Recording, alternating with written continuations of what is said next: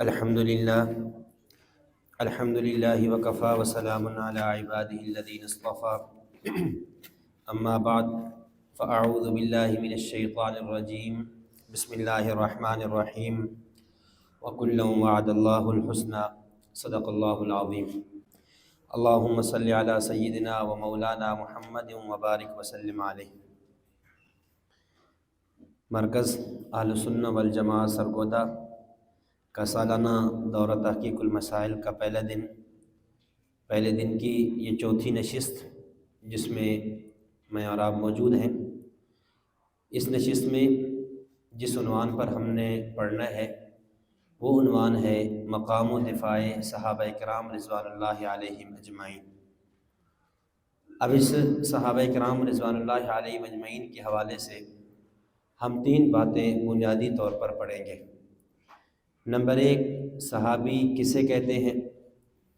Number 2، صحابہ کرام رضوان اللہ علیہم اجمعین کے بارے میں ہمارے اہل سنت والجماعت کے عقائد و نظریات کیا ہیں۔ اور نمبر 3، صحابہ کرام رضوان اللہ علیہم اجمعین پر ہونے والے جو اعتراضات ہیں، شبہات ہیں، ان کے جوابات کیا ہیں۔ تو یہ ہماری پورے درس کا، پورے سبق کا خلاصہ اور تمہید مقدمہ ہے کہ ہم نے یہ تین باتیں پڑھنی اور سمجھنی ہیں۔ سب سے پہلے صحابی کی تعریف، صحابی کہتے کس کو ہیں۔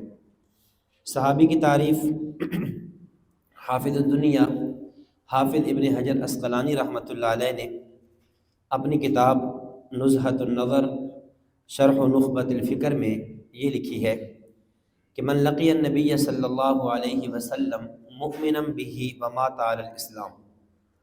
صحابی اس کو کہتے ہیں جس نے نبی اکرم صلی اللہ علیہ وسلم سے حالت ایمان میں ملاقات کی ہو، ومات علی الاسلام، اور اسلام ہی پر اس کی موت آئی ہو۔ گویا صحابی کی تعریف میں بنیادی طور پر تین شرطیں ہیں۔ نمبر 1، من لقی النبی صلی اللہ علیہ وسلم۔ نمبر 2، مؤمنہ۔ اور نمبر 3، مات علی الاسلام۔ یعنی صحابی اس کو کہیں گے نمبر 1، لقائے نبوت، نبی اکرم صلی اللہ علیہ وسلم سے اس کی ملاقات ہوئی ہو۔ نمبر 2، یہ ملاقات حالت ایمان میں ہوئی ہو، مؤمنم بھی۔ اور نمبر 3، ومات علی الایمان، اور ایمان ہی پر وہ دنیا سے رخصت ہوا ہو۔ جس کے اندر یہ تین شرطیں ہوں گی وہ صحابی ہوگا۔ نبی اکرم صلی اللہ علیہ وسلم سے ملاقات حالت ایمان میں، اور ایمان ہی پر دنیا سے رخصت ہوا ہو، یہ صحابی ہے۔ یہاں من لقی النبی صلی اللہ علیہ وسلم کے حوالے سے بات سمجھے کہ ہم کہتے ہیں کہ اس نے نبی اکرم صلی اللہ علیہ وسلم سے ملاقات کی ہو۔ یہ بات ذہن نشین فرما رہے ہیں، یہ جو لقاء ہے، یہ جو صحابی کی نبی سے جو ملاقات ہے، اس کی دو شرطیں مزید اور بھی ہیں۔ نمبر 1، یہ ملاقات عالم بیداری میں ہو، نیند میں نہ ہو، بلکہ کس میں ہو؟ عالم یقظہ، عالم بیداری میں ہو، عالم منام میں نہ ہو۔ اور نمبر 2، یہ ملاقات عالم دنیا میں ہو، عالم برزخ یا عالم آخرت میں نہ ہو۔ اگر کوئی آدمی نبی اکرم صلی اللہ علیہ وسلم سے ملاقات کرتا ہے، ملتا ہے نیند کی حالت میں یا خواب میں نبی اکرم صلی اللہ علیہ وسلم کی زیارت کرتا ہے، تو ایسا آدمی صحابی نہیں ہوگا۔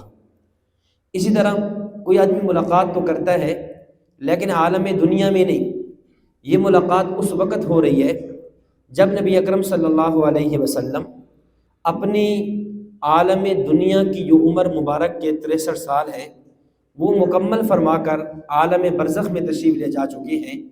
اب اس میں کوئی جا کر آپ صلی اللہ علیہ وسلم کی ملاقات کرے، فرض کریں آج بھی نبی اکرم صلی اللہ علیہ وسلم کا روضہ اطہر، قبر مبارک وہ کھل جائے اور کوئی خوش نصیب روضہ پہ حاضر ہو جائے اور وہاں جا کر وہ نبی اکرم صلی اللہ علیہ وسلم کے جسد اطہر کو دیکھ لے، وہ آپ صلی اللہ علیہ وسلم کے چہرہ انور کی زیارت کر لے، اب یہ صحابی نہیں کہلائے گا۔ کیوں؟ اس لیے کہ اس کی جو ملاقات ہے وہ عالم دنیا میں نہیں ہو رہی، یہ عالم برزخ میں ہو رہی ہے۔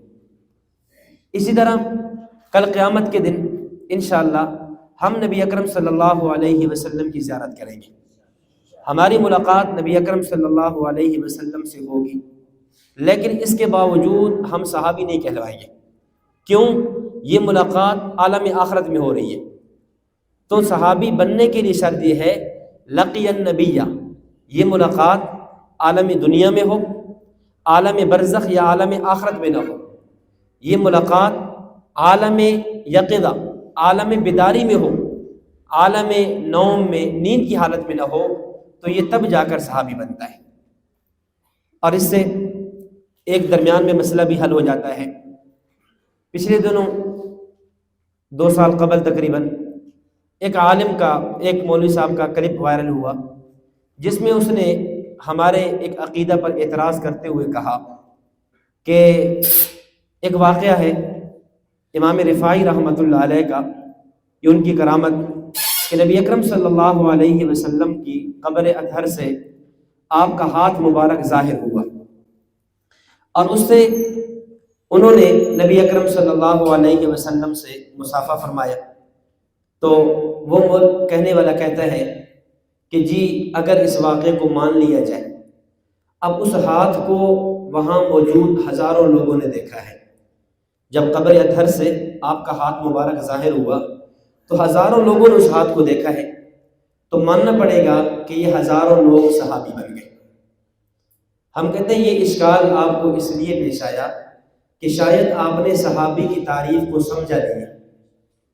صحابی کی تعریف یہ ہے من لقی النبی صلی اللہ علیہ وسلم مؤمنا۔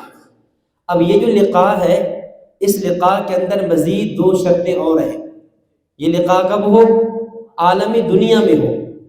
اب وہ جو حضرت رفاعی رحمہ اللہ کے واقعے میں وہ جو ہاتھ مبارک ظاہر ہوا ہے، اور اس کو وہاں موجود ایک جم غفیر نے اس ہاتھ مبارک کی زیارت کی ہے، تو یہ کہاں ہو رہی ہے؟ عالم برزخ میں ہو رہی ہے۔ جب عالم برزخ میں ہو رہی ہے تو اس کا صحابی سے کیا تعلق؟ اور یہ کہنا کہ وہ سارے لوگ صحابی بن گئے، یہ بات بالکل کیا ہے؟ غلط ہے، اور حقائق کو یوں جو ہے ختم کرنے کے اور حقائق کی یکسر مخالف بات ہے۔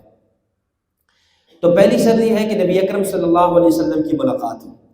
یہاں اسی لقاء کے حوالے سے چند فوائد سمجھ لیں۔ یہ جو لقاء ہے، یہ بھی ممکن ہے کہ ایک آدمی آئے، نبی اکرم صلی اللہ علیہ وسلم کی اس کو صحبت میسر ہو، لیکن آپ کی زیارت نہ ہو۔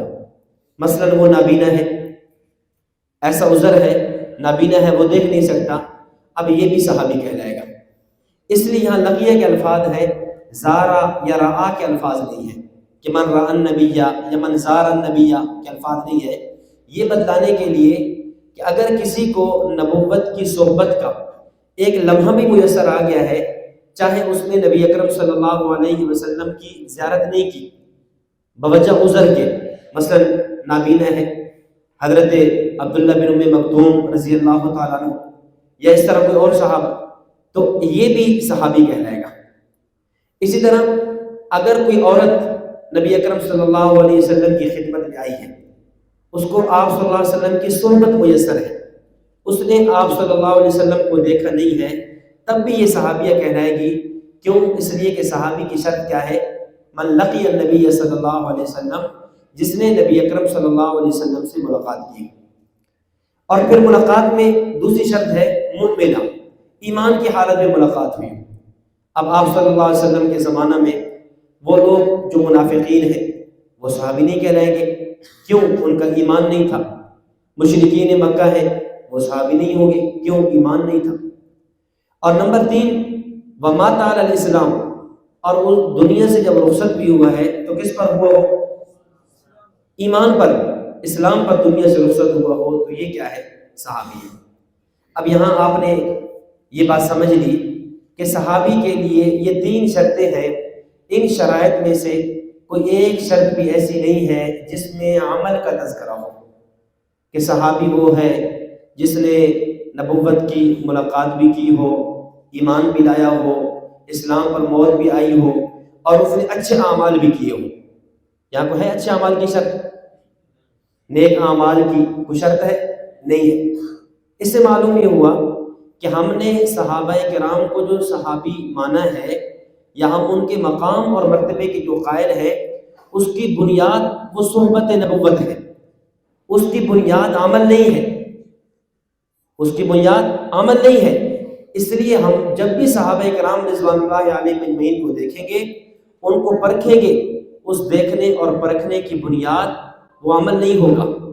یہ نہیں ہوگا کہ عمل اچھے ہوں گے تو ہم صحابی کہیں گے.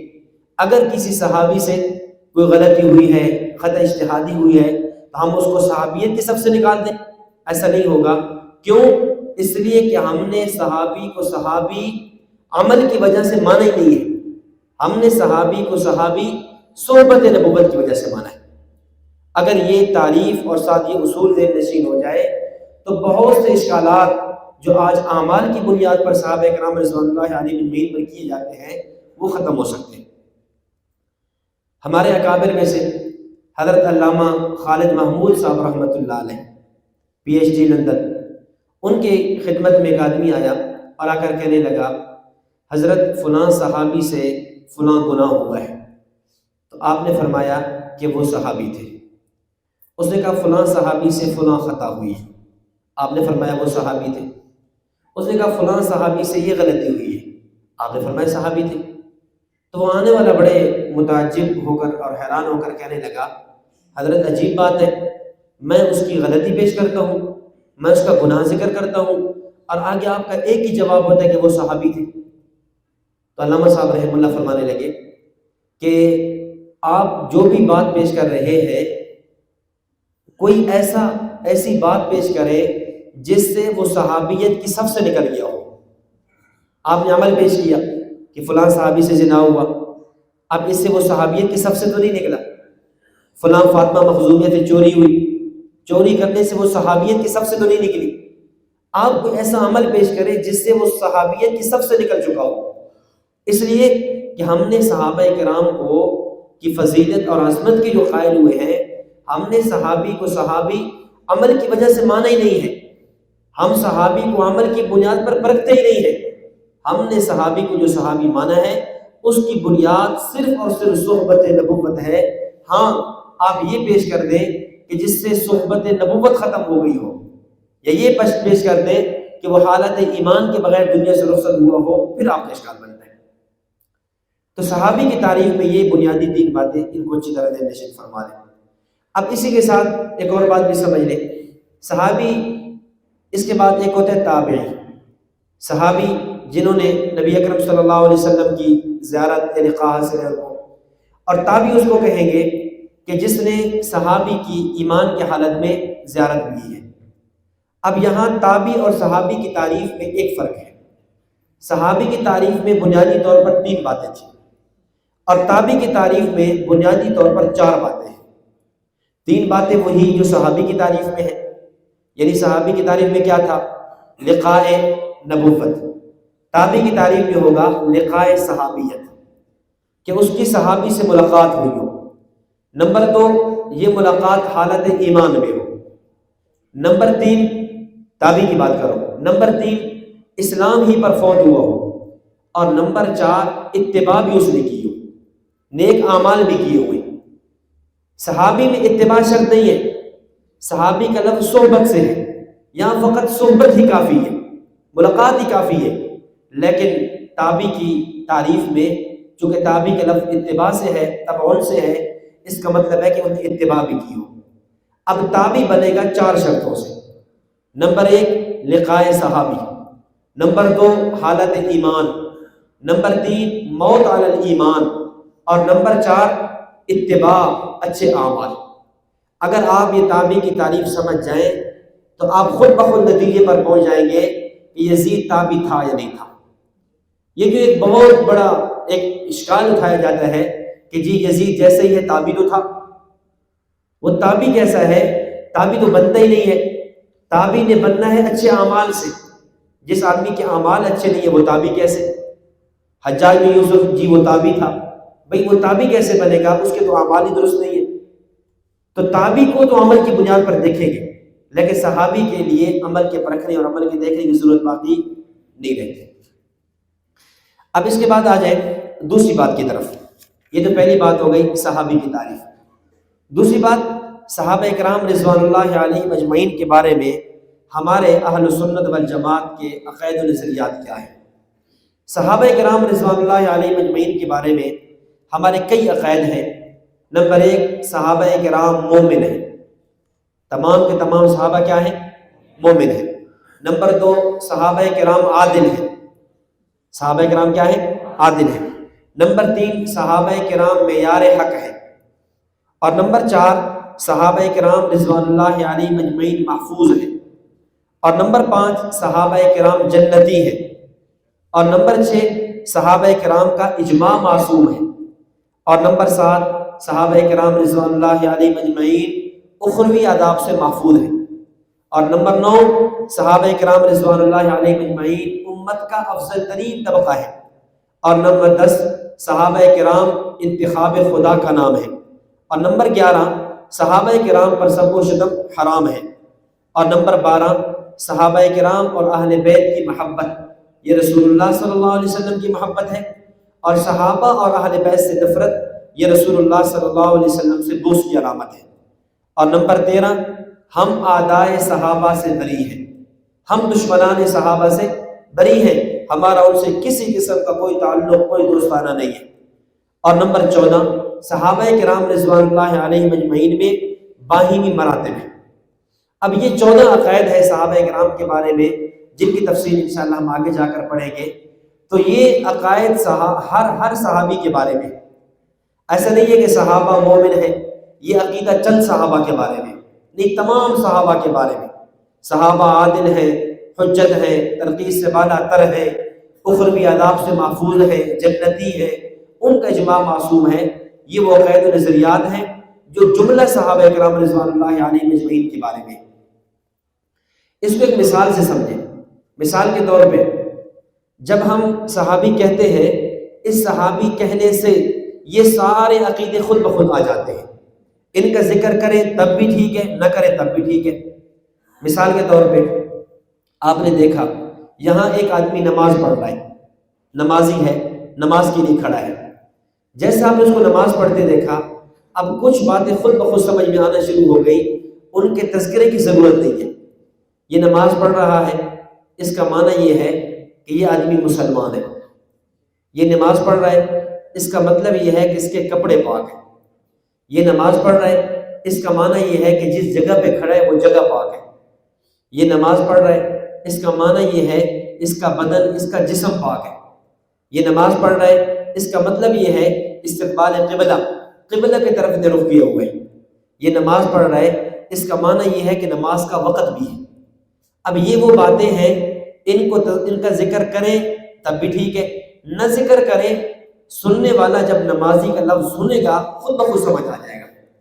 ایسا نہیں ہوگا کہ میں نے کہا کہ جی مولانا فضل الرحمان نماز پڑھ رہے ہیں، آپ پوچھتے ہیں کہ استاد جی ان کے کپڑے پاک ہیں، ان کا جسم پاک ہے، جس جگہ پہ کھڑے ہیں وہ جگہ پاک ہے؟ اب یہ کوئی سوال ہے؟ جب بھائی کہا ہے نماز پڑھ رہے ہیں تو یہ باتیں تو خود بخود سمجھ آ گئی۔ اب جب ہم نے کہا نا فلاں صحابی ہے، ہم نے کہا سید امیر معاویہ بن ابی سفیان رضی اللہ تعالیٰ عنہ صحابی رسول ہے۔ اب ایک بندہ کہنے والا کہتا ہے کہ اچھا وہ مومن بھی ہے، وہ عادل بھی ہے، وہ حجت بھی ہے، وہ تنقید سے بالا تر بھی ہے۔ تو یہ ایسے ہی سوال ہے جیسے کوئی کسی نمازی کا نام سننے کے بعد اس کے کپڑوں کے بارے میں پوچھتا پھرے۔ جب کسی کے بارے میں کہہ دیا صحابی ہے، اب صحابی کا معنی یہ ہے کہ یہ مومن بھی ہے۔ صحابی ہے اس کا معنی یہ ہے کہ عادل ہے۔ صحابی ہے اس کا معنی یہ ہے کہ یہ حجت ہے۔ صحابی ہے اس کا معنی یہ ہے کہ یہ تنقید سے بالا تر ہے۔ صحابی ہے اس کا معنی یہ ہے کہ محفوظ ہے۔ صحابی ہے اس کا معنی یہ ہے اخروی عذاب سے محفوظ ہوگا۔ صحابی ہے اس کا معنی یہ ہے کہ اس پہ سب و شتم، اس کے بارے میں نازیبا کلمات کہنا حرام ہے۔ صحابی ہے اس کا معنی یہ ہے کہ دنیا خدا کی رضا کو تلاش کرتی ہے اور اللہ رضی اللہ عنہ ورضوا عنہ سے صحابہ کرام کی رضا کا دنیا ہی ملان کرتا ہے۔ اب یہ باتیں خود بخود سمجھ آ گئی، اس کے تذکرے کی ضرورت باقی نہیں رہتی۔ اس لیے صحابہ کرام رضوان اللہ علیہ اجمعین کے متعلقہ ان عقائد و نظریات کو جاننا بہت ضروری ہے۔ اگر یہ عقائد و نظریات سمجھ آ جائے تو پھر بہت سے اشکالات کے دروازے خود بخود بند ہو جاتے ہیں، بہت سے شبہات خود بخود ختم ہو جاتے ہیں۔ اس لیے اب ایک طبقے کے ساتھ جو ہمارے کئی عقائد و نظریات میں اختلاف ہے، مسائل میں اختلاف ہے، کبھی ہمارا اختلاف عقیدہ امامت میں ہے، خلافت میں ہے، عدل و تینت میں ہے، رجعت میں ہے، فدق میں ہے، قرطاس میں ہے، حدیث حوض کوثر میں ہے، حدیث تقتل کفیت الباغیہ، یہ تمام اختلافات کی بنیاد اس بنیاد پر کھڑی ہے کہ یہ لوگ صحابہ کرام کو نہیں مان رہے۔ اگر صحابہ کرام رضوان اللہ علیہ اجمعین کو مان لیں اور صحابہ کے متعلقہ عقائد کو مان لیں تو یہ سارے اختلافات ختم ہو سکتے ہیں۔ ہمارے اکابر میں سے شہید اسلام علامہ محمد یوسف لدھیانوی شہید رحمۃ اللہ علیہ، ان کے کتاب کا نام ہے بولتے حقائق، بڑی جاندار بڑی بہترین کتاب ہے، ہر آدمی کے لیے جو اس عنوان پہ کام کرنے والا ہو اس کو اس کتاب کا مطالعہ کرنا چاہیے۔ اس کتاب کی جو وجہ تالیف ہے وہ کیا ہے کہ حضرت کی مشہور کتاب ہے اختلاف امت اور صراط مستقیم۔ اب اس میں ایک نوٹ تھا شیعہ سنی اختلاف کے نام سے، حضرت نے جب یہ لکھا، یہ بڑا جاندار تھا، تو جامع رشیدیہ ساہیوال، وہاں یہ بہت بڑا پرانا ادارہ ہے جامع رشیدیہ، انہوں نے اپنے ماہنامہ رشید جو ان کا رسالہ نکلتا تھا اس کے اندر انہوں نے اس کتاب اس کے مختلف سیریز بنا کر قسطیں بنا کر اس کو شائع کرنا شروع کر دیا۔ جب یہ شائع ہوئی، اب اس پر وہاں ساہیوال کی عدالت میں ایک آدمی نے استغاثہ دائر کرایا، درخواست اور رپٹ درج کرائی کہ مولانا یوسف لدھیانوی نے یہ جو باتیں لکھی ہے یہ ہمارے عقائد نہیں ہے، عقیدہ امامت کے بارے میں جو لکھا ہے کہ امام جو ہے وہ معصوم ہوتا ہے، امام مختون پیدا ہوتا ہے، امام مختار کل ہوتا ہے، امام جمی ما کان و ما یکون جانتا ہے، امام یہ کرتا ہے یہ کرتا ہے، یہ ہمارے عقائد و نظریات نہیں ہے، یہ مولانا نے محض ہماری طرف جھوٹ کی نسبت کی ہے۔ اب ظاہر ہے مولانا نے کی کتاب تھی، مصنف اپنی ہر بات کا ذمہ دار ہوتا ہے۔ جب یہ ساہیوال کی عدالت میں جب یہ رپٹ درج ہوئی تو مولانا یوسف لدھیانوی شہید رحمۃ اللہ علیہ نے مستقل جو عبارات اس کتاب میں لکھی تھی ان کے حوالہ جات بڑی تفصیل کے ساتھ حضرت نے پیش کیے، اور مستقل پورا ایک یعنی کئی صفحات پر مجموعہ لکھ کر انہوں نے عدالت کے حوالے کیا اور کہا کہ جو عقائد و نظریات میں نے لکھے ہیں یہ ان کی فلاں فلاں فلاں کتاب میں موجود ہے، یہ اصول کافی میں موجود ہے، یہ الاستبصار میں موجود ہے، یہ حیات القلوب میں ہے، یہ من لا یحضر الفقیہ میں ہے، یہ فلاں میں، یہ فلاں میں ہے۔ حضرت نے پوری تفصیل لکھ دی اور بعد میں اسی تفصیل کو مرتب کر کے حضرت نے لکھا اور اس کتاب کا نام رکھ دیا بولتے حقائق۔ یہ بولتے حقائق کا یہ پس منظر اور وجہ تالیف یہ۔ اب اس بولتے حقائق کے مقدمہ میں حضرت نے ایک واقعہ لکھا ہے جس کے سنانے کے لیے میں نے یہ بات عرض کی ہے۔ حضرت فرماتے ہیں کہ یہ لگ بھگ بات ہے 1949 کی، 1949 کی بات ہے کہ میں قاسم العلوم بہاول نگر، جنوبی پنجاب بہاول نگر، میں وہاں پڑھتا تھا اور میں درجہ سادسہ کا طالب علم تھا۔ چھٹیاں ہوئی، میں گھر آیا تو وہاں پر میری طبیعت خراب ہو گئی، تو میرے والد صاحب مجھے ایک حکیم کے پاس لے جانے لگے۔ ہمارے علاقے میں قریب ہی تھا، 1 میل کی مسافت پر ایک حکیم تھا اور وہ تھا رافضی، اس کا نام تھا میاں حسن شاہ۔ تو اس کے بعد مجھے لے جانے لگے تو پھر خود رک گئے اور کہا کہ ایسا میرے پھوپھی زاد بھائی کو میرے ساتھ بھیج دیا، اور مجھے فرمایا کہ بیٹا وہ بندہ عجیب سا ہے، ہر وقت مذہبی گفتگو کرتا ہے، ہر وقت صحابہ کرام رضوان اللہ علیہم کی خلاف باتیں کرتا رہتا ہے، تو آپ نے اس کی گفتگو کو سن کر خاموشی اختیار کر لینی ہے، اس کے سامنے بولنا نہیں ہے، اس لیے آپ بولیں کہ خام خواہ ماحول خراب ہوگا، آپ جائیں اپنی دوائی لے کر واپس آ جائیں۔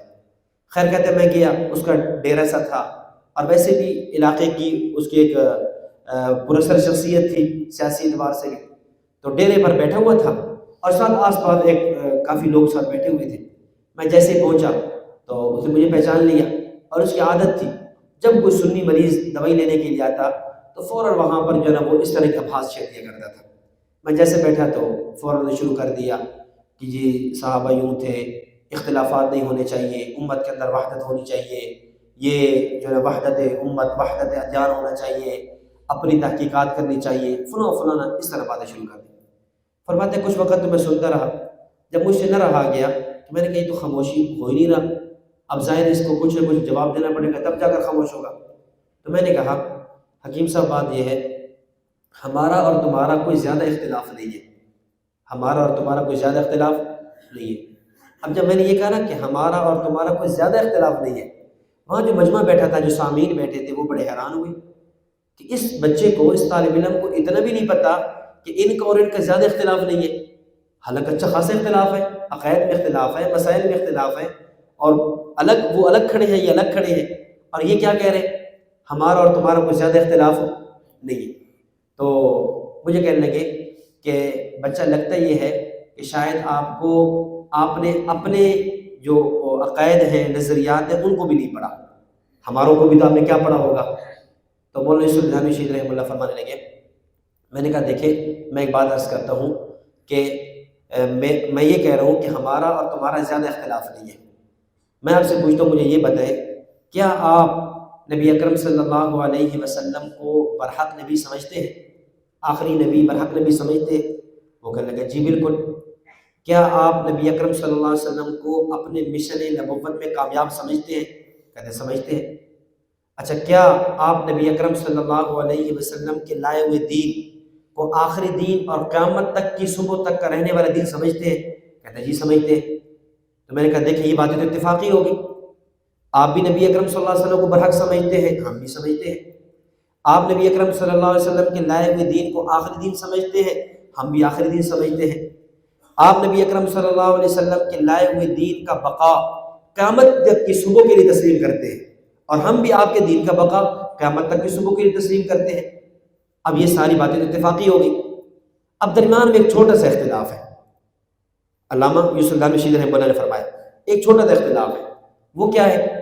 وہ یہ ہے، آپ میں اور ہم میں فرق یہ ہے کہ ہم یہ کہتے ہیں کہ نبی اکرم صلی اللہ علیہ وسلم جو آخری نبی تھے، آخری دین، آخری کتاب لے کر آئے، وہ کتاب انہوں نے حوالے کی صحابہ کرام رضوان اللہ علیہ مجمعین کی، اور صحابہ کرام نے آگے حوالے کی امت کے۔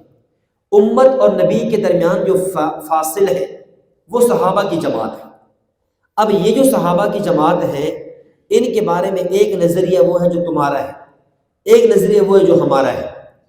تمہارا نظریہ یہ ہے کہ نعوذ باللہ یہ جماعت قابل اعتبار نہیں رہی، یہ جماعت نعوذ باللہ نبی کے جانے کے بعد اپنے دین اصلی پر برقرار نہیں تھی، نعوذ باللہ یہ جماعت جانے کے بعد مرتد ہو گئی۔ تو تم نے صحابہ کرام رضوان اللہ علیہ مجمعین جو درمیان میں ہیں، ان کو کیا ٹھہرایا؟ ناقابل اعتماد ٹھہرایا۔ اور ہمارا نظریہ یہ ہے کہ صحابہ کرام رضوان اللہ علیہ مجمعین قابل اعتماد تھے، اور انہوں نے نبوت سے جو کچھ لیا وہ ہمارے حوالے کیا۔ اب فرق یہ ہے کہ جو عقیدہ تم نے اپنایا اس کا نقصان کیا ہوگا، اور جو ہم نے اپنایا اس کا فائدہ کیا ہوگا۔ ہم نے کہا کہ یہ جو صحابہ کی جماعت ہے یہ قابل اعتماد ہے۔ اب اس کے کہنے سے فائدہ یہ ہوا کہ اب قرآن پر اشکال بھی ختم، یہ جو قرآن کی تعریف اور حفاظت قرآن کے پیسے ہیں اب ان کی ضرورت نہیں بچتی۔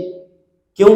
اس لیے کہ جب صحابہ کرام نے قرآن کو لیا ہے تو بغیر کسی تبدیلی کے، بغیر کسی تعریف کے، بغیر کسی تغیر اور تبدل کے انہوں نے آگے امت کے حوالے کر دیا، اور چلتے چلتے آج 1400 سال تک قرآن ہمارے پاس اصلی اور صحیح شکل میں موجود ہے۔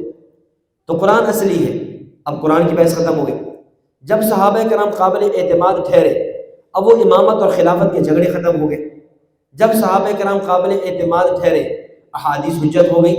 اب نئی حدیثیں گھڑنے کے لیے اسانید الکافی اور ان کتابوں کو لکھنے کی ضرورت نہیں بچی۔ جب صحابہ کرام قابل اعتماد ٹھہرے تو فائدہ یہ ہوا کہ یہ جو فدق کا، کرتاس کا، اس طرح کے جو معاملات ہیں سارے آپ کے اور ہمارے درمیان جو تھی ختم ہو گئے۔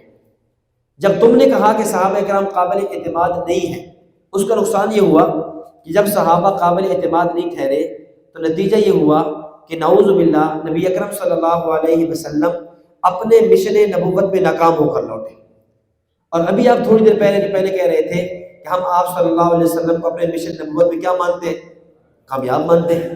ابھی آپ کامیاب کہہ رہے تھے، اور آپ کا عقیدہ یہ بتا رہا ہے کہ آپ نبی کو مشن نبوت میں کامیاب نہیں مانتے، کیونکہ بات ظاہر ہے کہ آپ صلی اللہ علیہ وسلم نے 23 سال کی محنت سے جو 1,24,000 صحابہ کرام رضوان اللہ علیہم اجمعین کی جماعت تیار کی ہے، اگر وہ جماعت نبی کی آنکھیں بند ہونے کے بعد، نبوت کے برزخ میں تشریف لے جانے کے فوراً بعد وہ جماعت کیا ہو گئی؟ مرتد ہو گئی، وہ جماعت دین اسلام کو چھوڑ کے چلی گئی، تو اس پر یہ اعتراض صحابہ پر نہیں، یہ اعتراضات خود ذات نبوت پہ ہے۔ کیوں؟ دنیا کا دستور یہ ہے، مثال کے طور پہ امتحان ہوا، رزلٹ آیا، کلاس میں 100 طالب علم تھے، اب 100 لڑکوں میں سے 2 یا 3 پاس ہوئے، 97 ناکام ہو گئے، فیل ہو گئے۔ یہ جو 97 طلباء فیل ہوئے ہیں، اب یہ ناکامی ان طلباء کی ہے یا ناکامی پڑھانے والے استاذ کی ہے؟ بولتے نہیں، استاذ کی ہے نا، کہ بھئی یہ جو استاد نے پورا سال کیا پڑھایا کہ کلاس میں صرف 2 لڑکے پاس ہوئے، باقی کیوں فیل ہو گئے؟ یہ جو فیل ہونا، یہ کس کی ناکامی ہے؟ اس استاذ کی ناکامی ہے۔ اللہ کے نبی صلی اللہ علیہ وسلم نے اتنی محنت سے ایک بڑی جماعت تیار کی، اور آپ کے رخصت ہونے کے بعد صرف چند صحابہ بچے، باقی نعوذ باللہ اسلام چھوڑ گئے، تو یہ ناکامی صحابہ کی نہیں ہے، یہ ناکامی کس کی ہے؟ خود ذات نبوت کی ہے۔ تو صحابہ کرام رضوان اللہ علیہم اجمعین کے بارے میں جو عقیدہ تم نے دیا، اس کا نتیجہ یہ ہوا کہ نعوذ باللہ نبی اکرم صلی اللہ علیہ وسلم مشن نبوت میں کیا ہو گئے؟ ناکام ہو گئے۔ اسی طرح ابھی آپ کہہ رہے تھے کہ آپ کا یہ دین قیامت کی صبح تک رہنا ہے، اور جب صحابہ درمیان میں نکل گئے، اب یہ دین قیامت کی صبح تک کیسے رہے گا؟ کیونکہ دین کے اول گواہان، دین کو لینے والے وہ کون ہیں؟ صحابہ کرام ہیں۔ جب ان پر ہی اعتماد ختم ہو گیا ہے، اب یہ دین قیامت کی صبح تک باقی کیسے رہے گا؟ تو آپ کا اور ہمارا اختلاف ہے تھوڑا سا، لیکن وہ کس میں ہے؟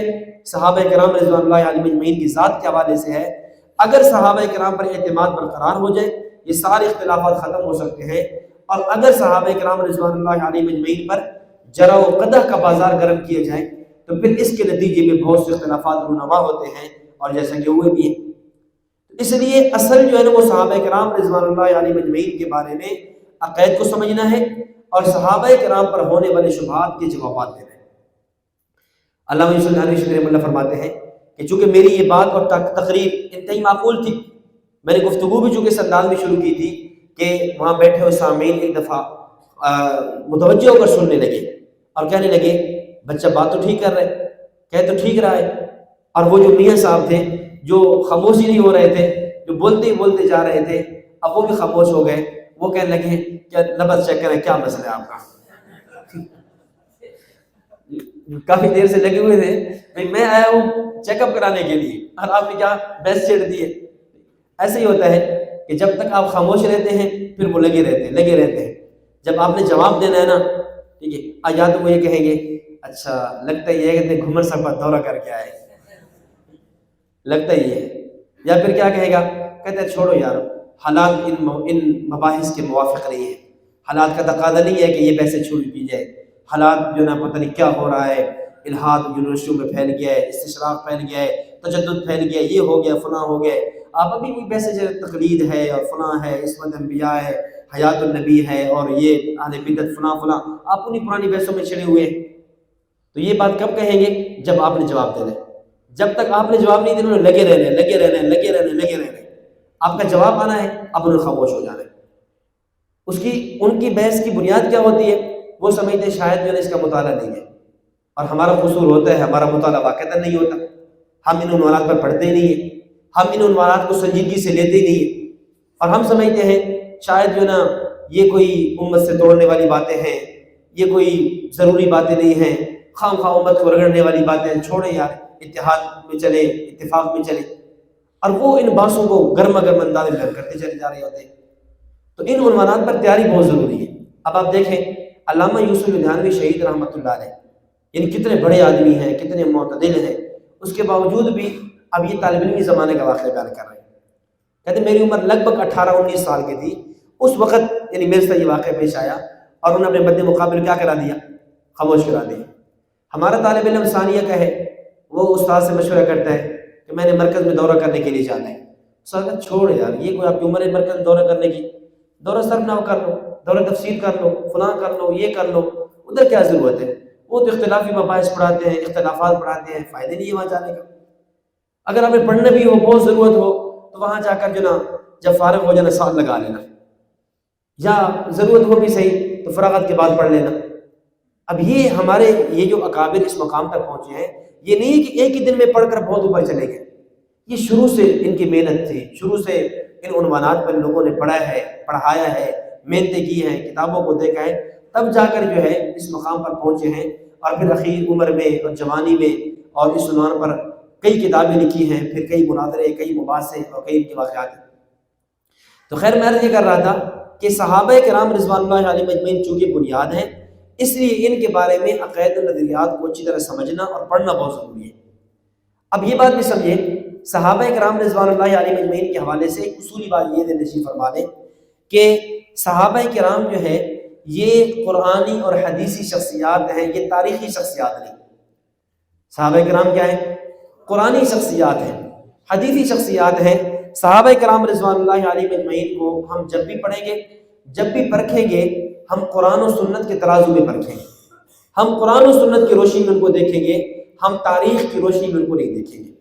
ہاں، تاریخ کی وہ کتابیں جو ان کے مقام کو بیان کریں، ان کے مرتبے کو بیان کریں، ہم ان کو قبول کر لیں گے، لیکن تاریخ کی وہ کتابیں جو قرآن کے مقابلے میں صحابہ کرام رضوان اللہ علیہم اجمعین پر جرا کریں، قرآن کے مقابلے میں صحابہ کرام رضوان اللہ علیہم اجمعین پر سب و شتم کریں، ایسی تاریخی روایات کو قبول نہیں کیا جائے گا، ایسی تاریخی روایات کو رد کر دیا جائے گا۔ اس لیے ہم نے صحابہ کرام کو جو صحابی مانا ہے، اس کی بنیاد قرآن و حدیث ہے، اس کی بنیاد کیا ہے؟ قرآن و سنت ہے۔ اس لیے یا تو تاریخ کو ایسی دلیل بناؤ کہ جو قرآن کے مقابل میں، قرآن کے برابر میں ہو۔ تاریخ کیا ہے؟ قرآن کے برابر میں ہو۔ اب آپ بتائیں، علامہ ابن طبری، تاریخ طبری والا جتنا بھی بڑا ہو جائے، یا کیا قرآن کے برابر آ سکتا ہے؟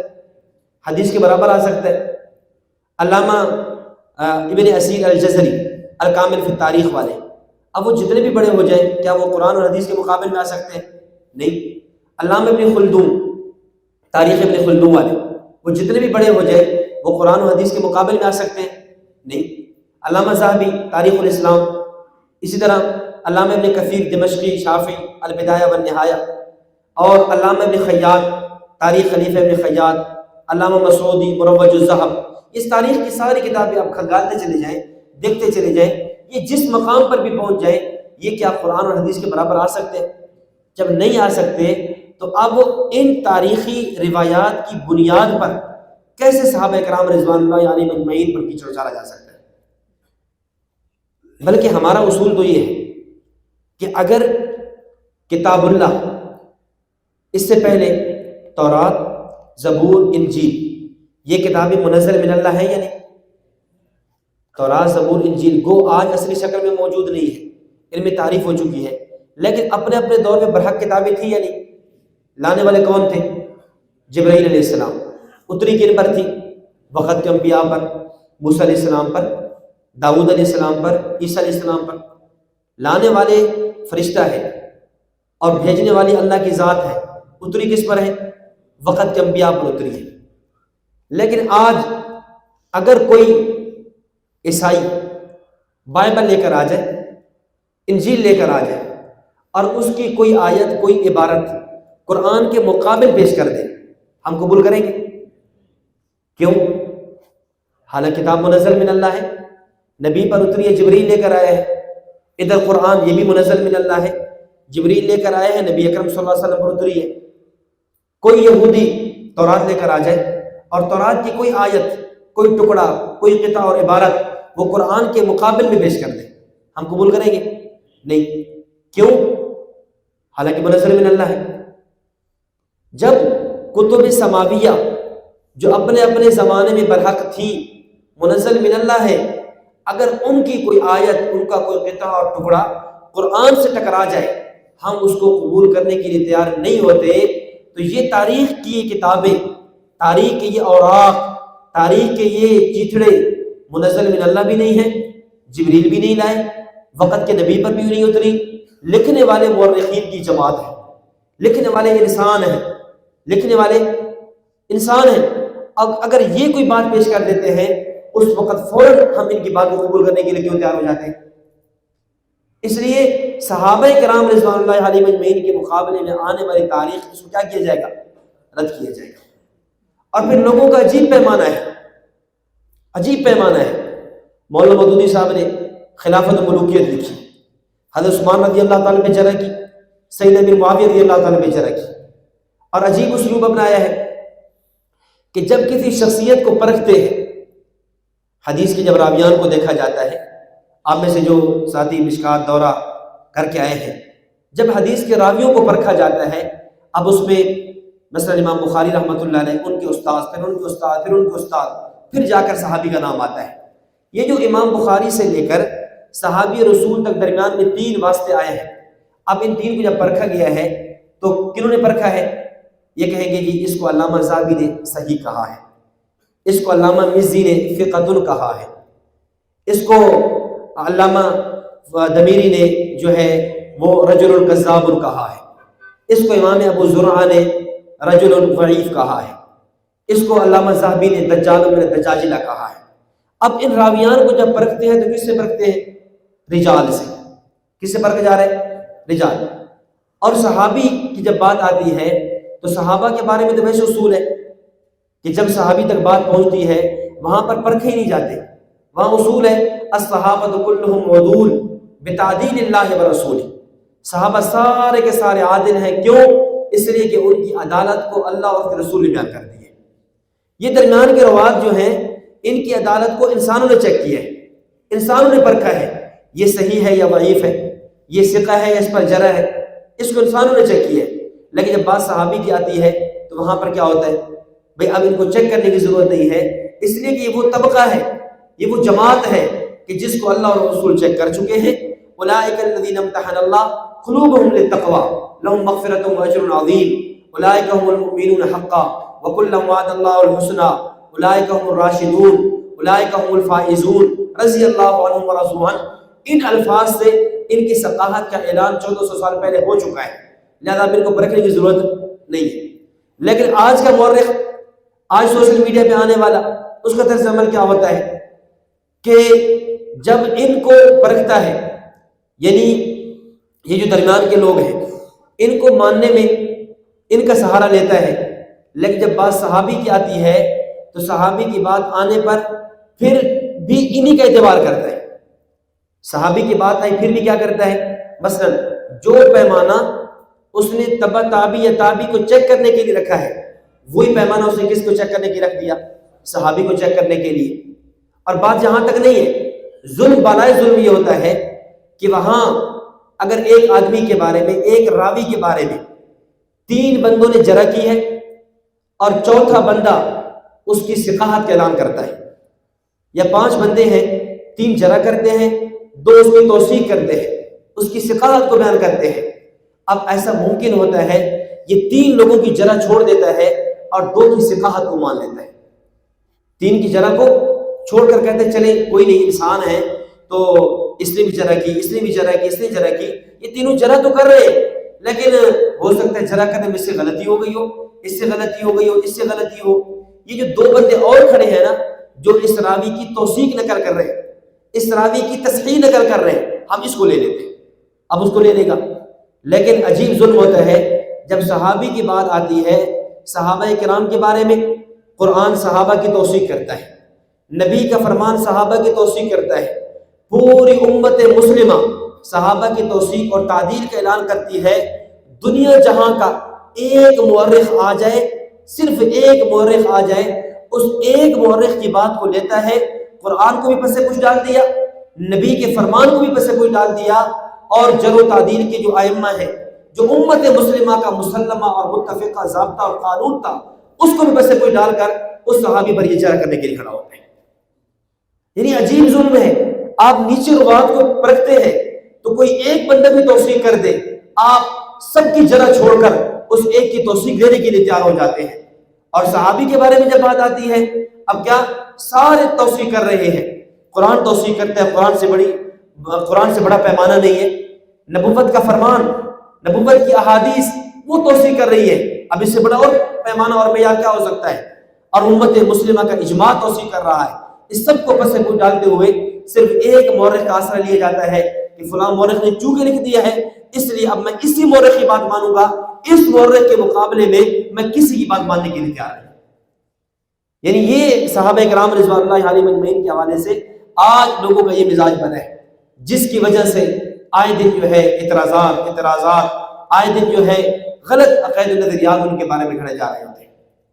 تو بخیر میں عرض یہ کر رہا تھا کہ صحابہ کرام رضوان اللہ علیہم اجمعین یہ قرآنی شخصیات ہیں، یہ حدیثی شخصیات ہیں، یہ تاریخی شخصیات نہیں، یہ تاریخی شخصیات نہیں۔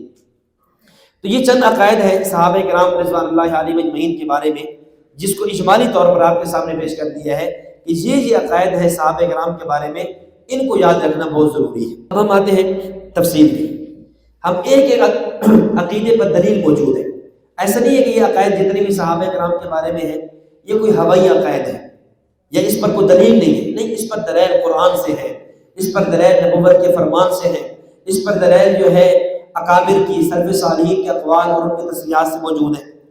اب پہلا عقیدہ یہ ہے کہ صحابہ کرام رضوان اللہ علیہم اجمعین مومن ہیں۔ صحابہ کرام کیا ہیں؟ مومن ہیں، تمام کے تمام صحابہ کرام مومن ہیں۔ قرآن کریم میں جہاں پر بھی اللہ رب العزت نے اہل ایمان کی صفات کو بیان کیا ہے تو ان کا سب سے پہلا مصداق وہ صحابہ کرام رضوان اللہ علیہم اجمعین کی جماعت ہے۔ ان صفات کا پہلا مصداق کون ہے؟ صحابہ کرام رضوان اللہ علیہم اجمعین کی جماعت ہے۔ اور یہ بات امام رازی رحمۃ اللہ علیہ نے تفسیر کبیر میں لکھی، ان الذی وصفہ اللہ تعالی بانہ علی بینۃ هم المؤمنون وهم اصحاب النبی صلی اللہ علیہ وسلم۔ قرآن کریم نے جن شخصیات کے بارے میں یہ بیان کیا گیا کہ یہ دلیل پر ہے، اب اس کا مصداق کون ہے؟ فرمایا اس کا پہلا مصداق نبی اکرم صلی اللہ علیہ وسلم کی جماعت صحابہ کرام رضوان اللہ علیہم اجمعین۔ دلیل سورۃ الانفال، اولئک هم المؤمنون حقا، فرمایا یہ پکے اور سچے مومن ہیں۔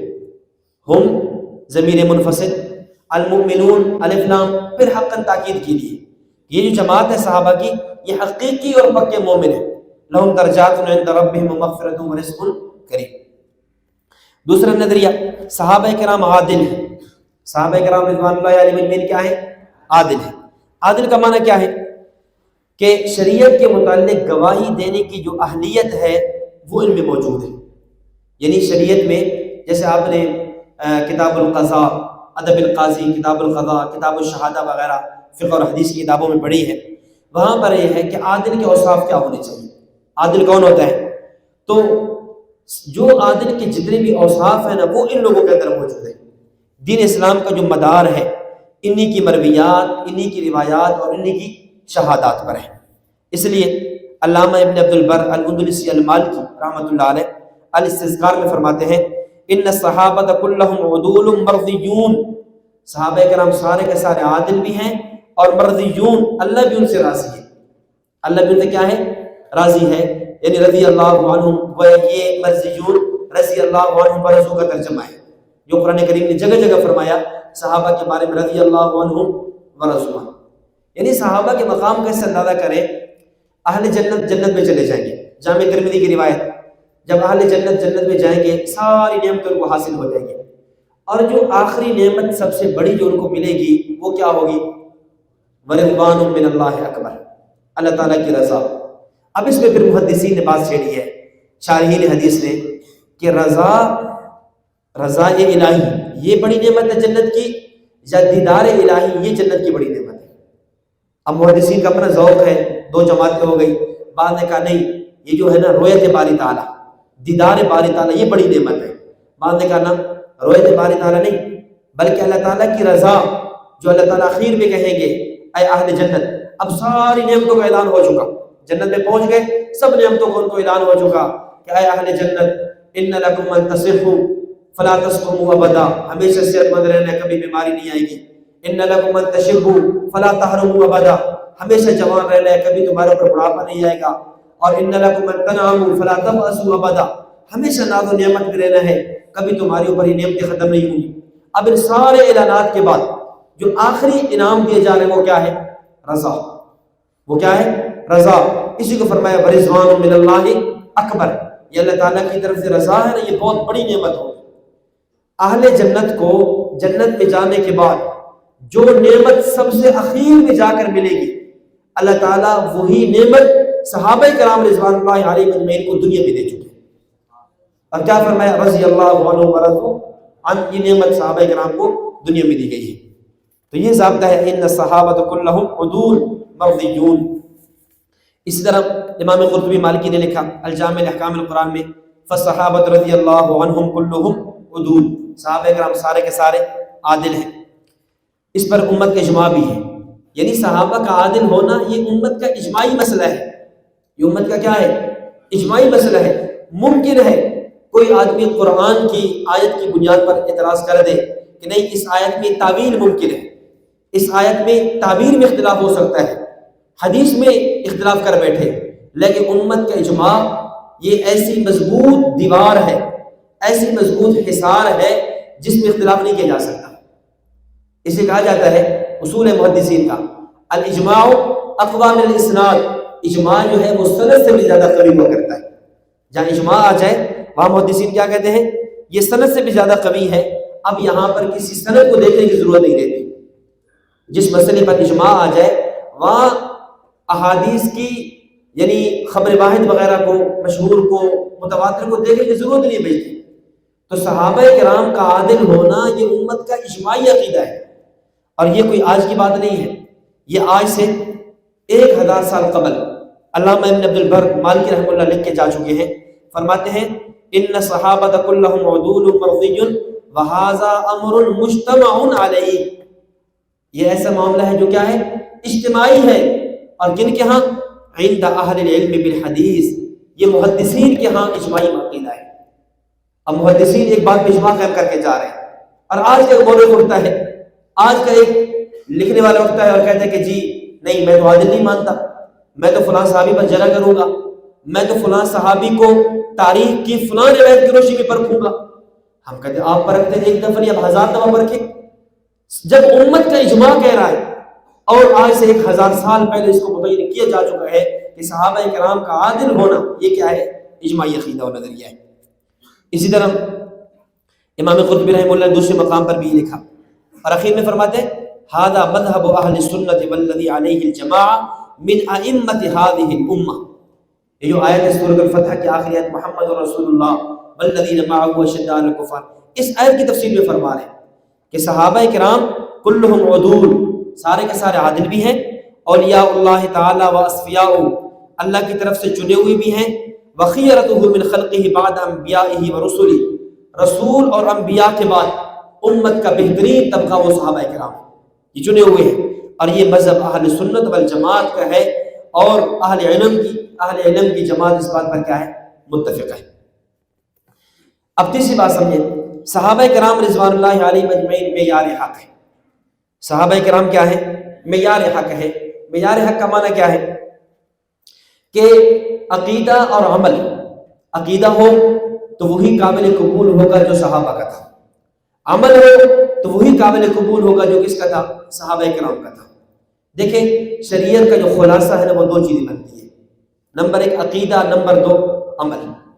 ہاں اگر اس کو آپ تفصیل میں جائیں گے، جیسے تھانوی صاحب رحمۃ اللہ علیہ نے اس کی پھر 5 قسمیں بنا دی ہیں، اعتقادات، عبادات، اخلاقیات، معاملات اور معاشرات، لیکن اس کا خلاصہ نکالیں گے 2 چیزیں ہیں، اعتقادات اور اعمال۔ اب صحابہ معیار حق ہے کا معنی یہ ہے عقیدہ وہ ہو جو صحابہ کا تھا، کب تب قبول ہوگا؟ کیوں؟ فرمایا فَإِنْ آمَنُوا بِمِثْلِ مَا آمَنْتُمْ بِهِ فَقَدْ اهْتَدَوْا۔ یہاں ایمان سے مراد کیا؟ عقائد ہے۔ اگر ایمان ایسے لو، عقائد ایسے ہوں جیسا کہ صحابہ کے تھے، فَقَدْ اهْتَدَوْا، تب تم کامیاب ہو سکتے ہو۔ اور اعمال کی بات آئی تو فرمایا سورۃ التوبہ آیت نمبر 100 10واں پارہ، والسابقون الاولون من المہاجرین والانصار والذین اتبعوہم باحسان رضی اللہ عنہم ورضوا عنہ۔ سابقون الاولون چاہے وہ مہاجر ہوں چاہے انصار صحابہ ہوں، جو ان کی اتباع کرے گا، اور اتباع ہوتی ہے عمل میں، اعمال میں۔ اب اس آیت سے پتہ چلا کہ مہاجر اور انصار صحابہ کرام کی اتباع یہ ضروری ہے۔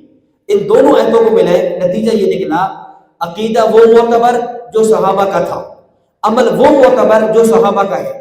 اب ان دونوں کو جمع کرے چونکہ شریعت کا خلاصہ وہ عقیدہ اور عمل ہے، دین اسلام کی بنیاد عقیدہ اور عمل ہے، تو اب پورے دین کے اندر پورے دین اسلام کا جو خلاصہ اور معیار ہے وہ صحابہ کرام رضوان اللہ علیہ اجمعین کی جماعت ہے۔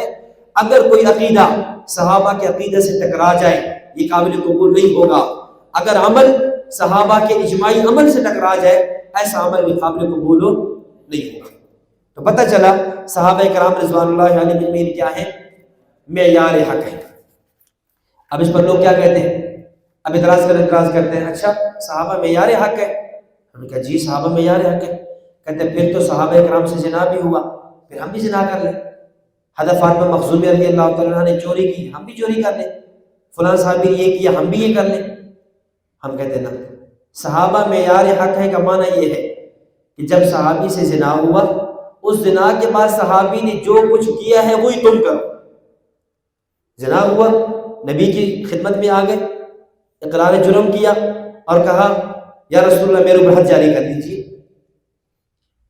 تو صحابی نے گناہ ہوا، گناہ کے بعد جب وہ نبی کی مجلس میں پہنچا ہے، نبی کی صحبت میں آیا ہے اور آ کر اپنے اوپر حد جاری کروائی ہے، دوسرے الفاظ میں توبہ کی ہے، اب اس کے بعد جو انہوں نے کیا وہ کرنا یہ ہماری ذمہ داری ہے۔ اگر ہم سے گناہ ہو جائے، اس گناہ کا معنی یہ ہے ہم گناہ کے بعد ہم بھی وہی کام کریں جو صحابہ کرام نے کیا ہے، اور وہ کیا تھا؟ وہ توبہ تھی۔ تو اس اعتبار سے صحابہ کرام رضوان اللہ علیہ اجمعین کیا ہے؟ معیار حق ہے۔ باقی جو صحابہ کرام سے گناہ ہوئے ہیں یہ ایک مستقل تفصیلی عنوان ہے، یہ والا اور مشاجرات صحابہ کرام والا ایک مستقل عنوان ہے کہ ان کے پیچھے بھی حکمتیں ہیں۔ یہ جو گناہ کرائے گئے ہیں یہ ان کے پیچھے حکمتیں ہیں، اس سے بھی اللہ رب العزت اس دین کو باقی رکھنا چاہتے ہیں اور امت تک آخری نبی کے آخری دین کے احکامات قیامت تک کی صبح تک کے لیے بچانے کے لیے اللہ رب العزت یہ کام کرا دیے ہیں، تاکہ قیامت تک امت کے لیے اگر غلطی ہو جائے پھر اس غلطی کی سزا کیا ہے اس میں نمونہ ہو۔ غلطی ہو جائے، گناہ ہو جائے، اب اس گناہ کے بعد میں نے کیا کرنا ہے؟ اب میرے پاس ایک نمونہ ہونا چاہیے۔ حضرت شیخ الحدیث مولانا محمد زکریا کاندھلوی رحمۃ اللہ علیہ نے کتاب لکھی الاعتدال فی مراتب الرجال۔ اصل یہ کتاب حضرت تھانوی اور حضرت مدنی رحمہم اللہ کا جو باہمی اختلاف تھا یہ اس کے تناظر میں لکھی گئی ہے۔ حضرت مولانا زکریا صاحب رحمہ اللہ کو طالب علم نے خط لکھا عربی میں اور کہا کہ یہ حضرت تھانوی اور مدنی کے اختلافات تھے، ان کی نوعیت کیا ہے، ان کا پس منظر، ان کی بنیاد وجوہ کیا ہے۔ حضرت نے جواب لکھا اور جواب اتنا تفصیلی ہو گیا کہ وہ مستقل کتاب بن گئی۔ اس کتاب کا نام رکھا الاعتدال فی مراتب الرجال۔ پھر اس کا ترجمہ اردو زبان میں ہوا اسلامی سیاست کے نام سے اس میں، اور اسی طرح مولانا سلیمان ندوی رحمۃ اللہ علیہ کی کتاب ہے اہل السنت والجماعت، اس کتاب میں انہوں نے بھی یہ بات لکھی ہے۔ وہ فرماتے ہیں یہ خاص طور پہ اصل یہ بات تو مشاجرات کے حوالے سے ہے، لیکن چونکہ یہاں صحابہ کرام کی وہ غلطیوں کا تذکرہ آ گیا ہے تو میں اس لیے عرض کر رہا ہوں۔ فرماتے ہیں کہ اللہ رب العزت نے جو صحابہ کرام رضوان اللہ علیہ اجمعین سے غلطیاں کرائی ہیں ان کی کچھ حکمتیں ہیں۔ جو صحابہ میں باہمی مشاجرات ہوئے، جو جنگ جمل ہوئی ہے، جنگ صفین ہوئی ہے، ان میں بھی کچھ حکمتیں ہیں۔ وہ کیا ہیں؟ فرماتے ہیں کہ دیکھیں کچھ احکام ایسے تھے، یعنی میں ان کی بات کو آسان انداز میں اپنے طور پہ خلاصے کے ساتھ عرض کرتا ہوں۔ ان کی بات کا خلاصہ 4 چیزیں ہیں۔ مولانا سلیمان ندوی اور مولانا محمد زکریا کاندھلوی رحمۃ اللہ علیہ کی جو گفتگو کا خلاصہ وہ 4 چیزیں۔ فرماتے ہیں کہ اللہ تعالیٰ نے کچھ احکامات ایسے تھے جو نبی اکرم صلی اللہ علیہ وسلم کی شایان و شان بھی تھے، آپ کی عصمت کے خلاف بھی نہیں تھے، اللہ نے وہ تو آپ کو دے دیے، جیسے نماز پڑھنا ہے، روزہ رکھنا ہے، حج کرنا ہے، جہاد کرنا ہے۔ اب یہ احکامات نبوت کو دیے، نبی کے ذریعے ہم تک پہنچے۔ نمبر 2، کچھ احکامات ایسے تھے جو بظاہر مناسب نہیں تھے، بظاہر مناسب نہیں تھے لیکن نبی کی عصمت کے خلاف بھی نہیں تھے، بظاہر مناسب نہیں تھے لیکن نبی کی عصمت کے خلاف بھی نہیں تھے۔ اللہ نے وہ کام 1 یا 2 مواقع پر نبی سے بھی کرا دیے۔ مثلا نماز کا قضا ہو جانا، نماز کا بظاہر یہ نبی کے لیے مناسب نہیں ہے، بظاہر کہہ رہا ہوں، لیکن نبی کی عصمت کے خلاف بھی نہیں ہے. کیوں؟ یہ نمازیں بھول کر قضا ہوئی ہیں، خندق کے موقع پر مجبوری میں قضا ہوئی ہے، یا جب واپس آ رہے تھے صحیح مسلم کی روایت میں فجر کی نماز میں سو گئے، سورج طلوع ہو گیا، حضرت بلال کے ذمہ لگایا رضی اللہ تعالیٰ عنہ، ان پر بھی نیند طاری ہو گئی. اب بظاہر یہ نبی کے خلاف تھی، لیکن نبی کی عصمت کے خلاف نہیں تھی. اب اللہ تعالیٰ نے یہ کام بھی نبی سے کرا دیا. کیوں؟ اگر نمازیں قضا نہ کرائی جاتی، اب آج جب ہماری نمازیں قضا ہو جائیں، اب ہمارے لیے تعلیم کیا ہے؟ ہم ان کو قضا کریں یا نہ کریں، کریں تو کیسے کریں، وقت کیا ہو، صورت کیا ہو، ہمارے سامنے ساری تفصیل نہ آتی اگر نبوت کی نمازیں قضا نہ ہوئی ہوتی. اس لیے اللہ نے وہ بھی کرائی ہے.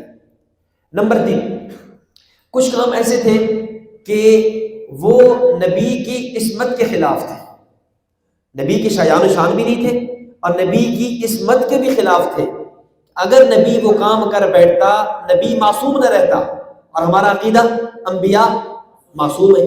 مثلا چوری کرنا، زنا کرنا، جھوٹ بولنا، اب یہ وہ کام ہے اگر یہ نبی سے سرزد ہو جاتے، نبی کی عصمت پہ حرف آ جانا تھا. اس لیے اللہ نے یہ کام نبی سے نہیں کرائے، بلکہ آپ کی جماعت صحابہ کرام میں سے چند افراد کو منتخب کیا اور یہ کام ان سے کرا دیا. کیوں؟ اگر کل کوئی امتی چوری کرنے، اس کی سزا کیا ہے؟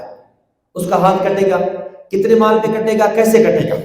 ہدایہ، قدوری، کنز، شرح وقایہ، وہاں جو فقہاء نے بڑی تفصیل کے ساتھ لکھا ہے. اب اس کی بنیاد وہ حدیث موجود ہے. ان احادیث کو بنیاد بنا کر لکھا کہ چونکہ فلاں صحابی نے چوری کی، اب اس کے نتیجے میں اس کا ہاتھ یوں کاٹا گیا، اور اتنے مال کی چوری کی، اب وہ 10 درہم تھی، ربع دینار تھی.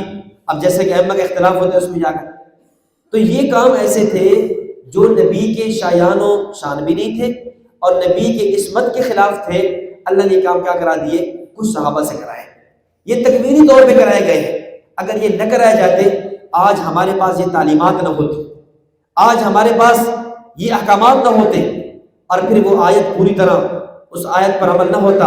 الیوم اکملت لکم دینکم واتممت علیکم نعمتی ورضیت لکم الاسلام دینا. یہ پھر کیسا دین ہے کہ اس کے اندر تو چوری کی سزا کا حکم نہیں ہے، اس میں تو قصاص کے احکام نہیں ہے، اس میں تو حدود کا بیان نہیں ہے، قصاص کا بیان نہیں ہے، زواجر، ان چیزوں کا بیان نہیں ہے. اس لیے اللہ تعالیٰ نے یہ کام کرا دیا. اور نمبر 4، چوتھی بات حضرت فرماتے ہیں کچھ کام ایسے تھے جو نبی کے شایان و شان بھی نہیں تھے، نبی کی عصمت کے بھی خلاف تھے، اور نبی کے زمانے کے شایان و شان بھی نہیں تھے. نبی کے زمانہ، جب تک آپ دنیا میں تھے، یہ آپ کے زمانے کے شایان و شان بھی نہیں تھے. اور وہ کام کیا تھے؟ بغاوت ہو جانا، ایک جماعت دوسری جماعت کی بیعت کو نہ کرے. اب یہ کیسے کام تھے جو نبی کے زمانے کے بھی نہیں تھے؟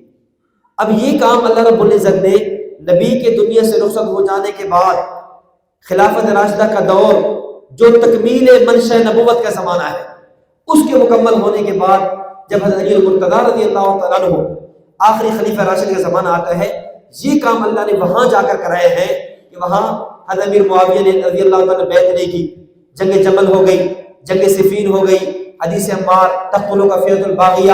یہ جو سارے مواقع آ رہے ہیں، یہ کب ہو رہے ہیں؟ نبی علیہ السلام بھی دنیا سے رخصت ہو گئے، خلافت راشدہ کے دور کا بھی اختتام ہو گیا. اب یہ کام کرائے ہیں. کیوں؟ اس لیے یہ بتلانے کے لیے اگر ایک جماعت دوسری جماعت کی بغاوت کر جائے، اس کی سزا کیا ہوگی، باغیوں کے احکامات کیا ہوں گے، باغیوں کے ساتھ حاکم وقت، امیر وقت سلوک کیا کرے گا، یہ بتلانے کے لیے یہ کام اللہ نے بعد میں جا کر کرائے ہیں. کیوں؟ اس لیے اگر نبی کے دور میں کچھ صحابہ آپ کی بغاوت کر جاتے، نبی کے دور میں صحابہ الگ جماعت بنا لیتے، اب وہ صحابہ کیسے رہتے؟ وہ اور عجیب سی بات بن جاتی. اس لیے اللہ رب العزت نے یہ کام آپ صلی اللہ علیہ وسلم کے نہ ذات کے شایان و شان تھے، نہ آپ کی عصمت کے مطابق تھے، اور نہ ہی آپ کے زمانے کے شایان و شان تھے. اس لیے آپ دنیا سے رخصت ہوئے، آپ کے جانے کے بعد یہ کام کرائے گئے. اور انہی چیزوں کو، انہی عنوانات کو کیا کہا جاتا ہے؟ مشاجرات صحابہ کرام رضوان اللہ علیہم اجمعین. تو پتہ یہ چلا کہ یہ دو کام بطور خاص صحابہ کرام کی کچھ خطا اور غلطیاں، یہ ایک ایسی چیز ہے جس میں امت کے لیے حکمتیں تھیں. اس کے لیے ہمارے لیے اس میں کئی باتیں سمجھنے کی اور امت کی تعلیم کے لیے تھی۔ اسی طرح جو مشاجرات ہیں ان کے اندر بھی امت کے لیے کیا تھی؟ حکمتیں تھی، بہت سے مسائل تھے جس کے لیے کام بعد میں کرایا گیا۔ تو صحابہ کرام رضوان اللہ علیہ مجمعین کیا ہے؟ چوتھی بات، تنقید سے بالا تر ہے، صحابہ کرام پر تنقید نہیں ہو سکتی۔ دیکھیں، تنقید سے بالا تر ہونے کا معنی یہ ہے کہ صحابی کے کسی قول و فعل پر ایسا تبصرہ کرنا جن سے ان کی شخصیت مجروح ہو یا ان کی شان میں کمی آتی ہو، یہ حرام ہے۔ ایسی گفتگو کرنا کہ صحابی کی شخصیت کیا ہو جائے؟ مجروح ہو جائے، یا صحابی کی شان میں کمی آ جائے، ایسی گفتگو کرنے سے کیا کیا گیا؟ منع فرمایا گیا۔ علامہ قرطبی رحمہ اللہ فرماتے ہیں الجامع احکام القرآن، وقد ذهبت شرذمة لا مبالغة بهم الى ان حال الصحابة كحال غيرهم۔ فرماتے قد ذهبت شرذمة، شرذمہ کہتے ہیں چھوٹی جماعت، ایک چھوٹی جماعت اس بات کی طرف گئی ہے، اور یہ جماعت ایسی ہے لا مبالغة بهم، جو کسی شمار و قطار میں نہیں ہے۔ مبالغہ یعنی ہمیں ان کی کوئی پرواہ نہیں ہے، اس جماعت کی ہمارے ہاں کوئی اہمیت نہیں ہے، کوئی وقت نہیں ہے۔ وہ کیا کہہ رہے ہیں؟ وہ کہہ رہے ہیں ان حال الصحابۃ کحال غیرہم، کہ صحابہ کا معاملہ باقی لوگوں کے معاملے کی طرح ہے، جو معاملہ عام امت کے افراد کا ہے وہی معاملہ صحابہ کا ہے۔ اور فیلزم البحث عن عدالتہم، لہذا ان کی عدالت سے بحث کرنا ضروری ہے۔ اب علامہ قرطبی رحمہ اللہ فرماتے ہیں ومنہم من فرق بین حالہم فی بداءۃ الامر، اب ان لوگوں نے کیا کیا؟ بعض وہ ہیں جنہوں نے صحابہ کرام کے ابتدائی احوال کو دیکھ کر یہ کہہ دیا کہ صحابہ عادل نہیں تھے۔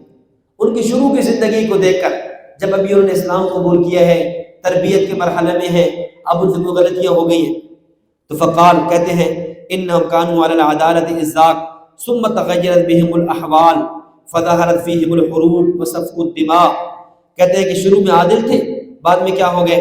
احوال تبدیل ہو گئے، ان میں جنگیں ہو گئی، خون ریزیاں ہو گئی، فلا بد من البحث، لہذا صحابہ سے بحث کرنا کیا ہے؟ ضروری ہے۔ فرمایا ھذا مردود، امام قرطبی فرماتے ہیں ان لوگوں کی یہ بات مردود ہے، ان لوگوں کی بات کا قابل اعتبار نہیں ہے۔ یہ کہنا کہ صحابہ کرام کی عدالت سے ہم بحث کریں گے، صحابہ کرام رضوان اللہ علیہ اجمعین کی عدالت سے بحث نہیں کی جائے گی۔ باقی صحابہ عادل ہیں، تنقید سے بالا تر ہیں، اس پر دلیل مشہور روایت ہے جو ہم عام طور پہ جمعہ کے خطبوں میں بھی پڑھتے ہیں، اللہ اللہ فی اصحابی لا تتخذوهم غرضا من بعدی، فرمایا اللہ اللہ تاکید کے لیے کہ میرے صحابہ کرام کے بارے میں اللہ سے ڈرو، میرے جانے کے بعد ان کو نشانہ نہ بنانا، ان پر طعن و تشنیع شروع کر دینا۔ فمن احبهم فبحبی احبهم، جو ان سے محبت کرے گا میری محبت کی وجہ سے محبت کرے گا۔ ومن ابغضهم فبغضی ابغضهم، جو ان سے بغض رکھے گا وہ گویا مجھ سے بغض رکھ رہا ہے۔ اب دیکھیں صحابہ کرام تنقید سے بالا تر ہیں، اور صحابی پر تنقید نہیں ہو سکتی، کیوں؟ وجہ کیا ہے کہ تنقید کی ممکنہ طور پر دو صورتیں ہیں، توجہ رکھنا، یعنی جب آپ صحابہ پر نقد کریں گے، نقد جرا اعتراض کریں گے، تنقید کریں گے، اب تنقید کی ممکنہ طور پر دو صورتیں ہیں، یا تو آپ تنقید کریں گے صحابی کے عقیدے پر، یا تنقید کریں گے صحابی کے عمل پر، یعنی آپ نے جب تنقید کرنی ہے یا صحابی کے عقیدے پر تنقید کریں گے، عقیدے پر کیچڑ اچھالیں گے کہ فلاں صحابی کا عقیدہ درست نہیں تھا، وہ توحید کا قائل نہیں تھا، وہ نبوت کا قائل نہیں تھا، ختم نبوت کا قائل نہیں تھا، ظہور مہدی کا قائل نہیں تھا، یعنی آپ اس کے عقیدے پر نقد کریں گے، یا آپ نقد کریں گے اس کے عمل پر۔ اگر صحابی کے عقیدہ پر نقد کریں، صحابی کے عقیدہ پر تنقید کریں، جب آپ نے صحابی کے عقیدہ پر تنقید کی وہ صحابی نہ رہا، جس کا عقیدہ ہی درست نہیں ہے وہ صحابی ہے ہی نہیں، جس کا عقیدہ درست نہ ہو، ہم نے پہلے بات کہہ چکے ہیں من لقی النبی صلی اللہ علیہ وسلم بولے مؤمنا، یہ تو ہم بنیادی بات کر کے آ چکے ہیں کہ صحابی کہتے ہی ہیں اس کو ہے جس کا عقیدہ درست ہو، جب عقیدہ ہی درست نہیں ہے وہ صحابی نہیں ہے، جب صحابی نہیں ہے پھر نقد کا کیا معنی؟ تو آپ اگر تنقید کریں عقیدے پر تو یہ بھی درست نہیں، کیوں؟ عقیدے جب درست نہیں تو صحابی نہ رہا، اور اگر آپ تنقید کریں عمل پر کہ فلاں صحابی کا عمل ٹھیک نہیں تھا تو ہم نے عمل کی وجہ سے اس کو صحابی مانا ہی نہیں ہے، ہم نے عمل کی وجہ سے صحابی مانا ہی نہیں ہے، ہم نے صحابی اس کو مانا ہے صحبت نبوت کی وجہ سے، ہم نے صحابی مانا ہے لقاء نبوت کی وجہ سے۔ جب عمل کی وجہ سے صحابی مانا ہی نہیں ہے پھر صحابی پر تنقید کرنا چہمانہ دارت، پھر اس کا مطلب کیا بنتا ہے؟ تو پتہ یہ چلا صحابہ کرام تنقید سے بالا تر ہیں، ان پر نقد نہیں ہو سکتا، نہ عقیدے پر نہ عمل پر، اس لیے کہ عقیدہ درست نہیں تو صحابی نہیں بچتا، اور اگر عمل درست نہیں تو عمل کی وجہ سے ہم نے صحابی مانا ہی نہیں ہے۔ لہذا نتیجہ یہ نکلا کہ صحابہ کرام رضوان اللہ علیہم اجمعین پر تنقید نہیں ہو سکتی۔ اس کے بعد پانچواں عقیدہ ہے صحابہ کرام رضوان اللہ علیہم اجمعین محفوظ ہیں۔ صحابہ کیا ہے؟ محفوظ ہیں۔ محفوظ کا معنی یہ ہے اگر بشری تقاضوں کی وجہ سے ان سے کوئی گناہ ہو بھی جائے تو وہ گناہ اللہ تعالیٰ دنیا ہی میں معاف کر دیتے ہیں، وہ گناہ ان کے نام اعمال میں باقی بچتا اور رہتا نہیں ہے۔ حضرت استاد محترم دامت برکاتہم العالیہ اس موقع پر جملہ فرماتے ہیں، فرمایا انبیاء کرام علیہ الصلاۃ والتسلیمات یہ معصوم ہیں، صحابہ کرام محفوظ ہیں، اور فقہا معجور ہیں۔ فقہا کیا ہے؟ معجور ہیں۔ انبیاء معصوم، اس کا معنی نبی کی فطرت، نبی کی طبیعت اور جبلت ایسی بنا دی جاتی ہے کہ نبی سے گناہ ہوتا نہیں ہے۔ انبیاء معصوم کا معنی نبی سے گناہ ہوتا نہیں ہے، اور صحابہ کرام محفوظ ہے۔ محفوظ کا معنی اگر صحابی سے گناہ ہو بھی جائے نام اعمال میں باقی رہتا نہیں ہے۔ اور فقہا معجور ہے، فقیہ امام ابو حنیفہ، امام مالک، امام شافعی، امام احمد بن حنبل رحمہم اللہ، یہ لوگ قرآن و سنت سے استدلال کریں، قرآن و سنت سے مسئلہ نکالیں، مسئلہ نکالتے ہوئے کبھی مسئلہ درست ہوگا، ان کا اجتہاد ٹھیک ہوگا، کبھی ان کا اجتہاد غلط ہوگا، کبھی ان کا اجتہاد خطا پر ہوگا۔ اگر ان کا اجتہاد درست ہو، مجتہد مصیب ہو، ان کو دوہرا اجر ملے گا، اور اگر مجتہد مخطئ ہو، ان کا اجتہاد خطا پر ہو، مجتہد مخطئ ہو، تب بھی اللہ رب العزت ان کو ایک اجر عطا فرمائے گی۔ تو انبیاء معصوم، صحابہ محفوظ، اور فقہا معجور۔ معصوم کا معنی نبی سے گناہ ہوتا نہیں ہے، نبی سے گناہ ہوتا نہیں۔ صحابہ محفوظ، صحابی سے گناہ ہو بھی جائے نام اعمال میں باقی رہتا نہیں ہے۔ فقہا معجور، فقیہ قرآن و سنت سے مسئلہ نکالے، اس میں اگر خطا بھی ہو جائے، غلطی بھی ہو جائے، تب بھی اللہ رب العزت اس کو اجر عطا فرماتے ہیں۔ اب لوگ جو گمراہ ہوتے ہیں وہ سٹیپ بائی سٹیپ ہوتے ہیں، درجہ بدرجہ ہوتے ہیں۔ اب پہلے کیا کیا؟ سب سے پہلے لوگوں کا اعتماد ختم کرایا گیا اکابر علماء دیوبند سے، ان سے ختم کرایا گیا، اور تحقیق کے نام کا نیا دروازہ کھول دیا گیا۔ ہم ریسرچ کریں گے، ہمیں قرآن آتا ہے، ہمیں حدیث آتی ہے، قرآن کے ترجمے موجود ہیں، حدیثوں کے تراجم موجود ہیں، ہمیں کیا ضرورت ہے علماء کی بات ماننے کی، ہمیں کیا ضرورت ہے فقہا کی بات ماننے کی۔ اب یہ پہلی سیڑھی ہوتی ہے، جب کوئی بندہ گمراہ ہوتا ہے اس کی بنیاد یہاں سے شروع ہوتی ہے۔ کیا کہتے ہیں؟ ہم خود ریسرچ کریں گے، ہم خود محقق بنیں گے، ہم ڈاکٹر ہیں، ہم پی ایچ ڈی اسکالر ہیں، ہم فلاں ہیں، ہم فلاں ہیں، ہمیں کیا ضرورت ہے کسی کی بات ماننے کی؟ اللہ نے علم دیا ہے، اللہ نے ذہن دیا ہے، اللہ نے عقل دیا ہے، کیا ضرورت ہے قدیم لوگوں کی بات ماننے کی؟ قدامت کی رٹ لگائی ہوئی ہے، آؤ تجدد کی طرف، آؤ جدت پسندی کی طرف۔ اب یہ یہاں سے بندہ گمراہ ہونا شروع ہوتا ہے۔ بنیاد یہ بنتی ہے، سب سے پہلے اکابر پر اعتماد اٹھایا جاتا ہے، اسلاف سے اعتماد ختم کیا جاتا ہے، اور آج جو محنت ہو رہی ہے سوشل میڈیا کی، اس کی بنیاد یہ ہے کہ سب محنت کی بنیاد یہ ہے ان اکابر سے، ان علماء سے، ان اسلاف سے امت کا اعتماد ختم کر دیا جائے۔ جب اعتماد ختم ہو جائے گا، اب پہلے اکابر علماء سے اعتماد اٹھا، اب اگلا نتیجہ اب فقہا سے اعتماد ختم ہوا۔ اب فقہا جو ماجورین تھے، جب فقہا ماجورین پر اعتماد ختم ہوا، اب اس کے بعد صحابہ محفوظین، جو صحابہ محفوظ ہے، اب ان پہ اعتماد ختم ہوا۔ جب صحابہ محفوظین پر اعتماد ختم ہوا، پھر آخری سیڑھی یہ تھی انبیاء معصومین، جو انبیاء معصوم تھے ان پر جا کر اعتماد ختم ہوا۔ اور یہ ایسا نہیں ہے، آپ اٹھائیں ان لوگوں کی کتابیں جنہوں نے صحابہ پر ہاتھ صاف کیے ہیں۔ اب انہوں نے جہاں خلافت و ملوکیت میں صحابہ پر کیچڑ اچھالا ہے، وہ آیت اس لیے تھے کہ ہم حضرت عثمان پر تبرہ کریں گے، ہم مشاجرات کو چھیڑیں گے، ہم امیر معاویہ رضی اللہ تعالیٰ عنہ پر لعن طار کریں گے۔ نتیجہ یہ ہوا کہ لکھتے لکھتے داؤد علیہ السلام پر بھی حملہ کر گئے، لکھتے لکھتے داؤد علیہ السلام معصوم نبی کو بھی نہیں چھوڑا۔ بھئی آپ تو صحابہ کے خلاف نکلے تھے، کیوں آگے چلے گئے؟ ظاہر نتیجہ یہی ہونا تھا، جب آپ ماجور کو نہیں چھوڑیں گے آپ محفوظ پہ ہاتھ صاف کریں گے، جب محفوظ کو نہیں چھوڑیں گے اس سے اوپر جو سیڑھی ہے وہ عصمت کی ہے، معصومیت کی ہے، پھر ایک وقت آتا ہے آدمی معصوم نبی کو بھی نہیں چھوڑتا۔ اور یہ زمانہ قریب میں دیکھ لیں، شبلی نعمانی اس طرح کے کئی سیر نگار وہ سیرت النبی کے نام سے آئے تھے، سیرت پر کتابیں لکھنے بیٹھے تھے، لیکن لکھتے لکھتے ان کا قلم بڑا پھسلا، بہت آگے نکل گئے، چلتے چلتے انہوں نے نبوت پر بھی ہاتھ صاف کیے۔ کبھی اعتراض تعدد ازدواج پر ہے، نبوت کی بیویوں پر اعتراض ہے، کبھی اعتراض واقعہ معراج پر ہے، کبھی شق صدر پر ہے۔ اب یہ اعتراضات کیوں شروع ہوئے؟ اس کی بنیاد یہاں سے شروع ہوئی تھی کہ پہلے نکلے تھے علماء سے منظر ہوئے تھے، علماء سے ہٹے تھے اور یہ بنیاد لے کر کھڑے ہوئے تھے، ہم نے کیا کرنی ہے؟ ہم نے اپنی تحقیق پیش کرنی ہے، ہمیں کسی کی بات ماننے کی کیا ضرورت ہے؟ ہم اپنی تحقیق کریں گے، ہم اس تحقیق کی روشنی دے کر چلیں گے۔ اب نتیجے چلتے چلتے پھر پوری امت کو کھنگالتے کھنگالتے نہ صحابہ بچے نہ نبی بچا، اور پھر اللہ تعالیٰ معاف کرے آخر میں بندہ کہاں جا کر پہنچتا ہے؟ بس اعاذنا اللہ۔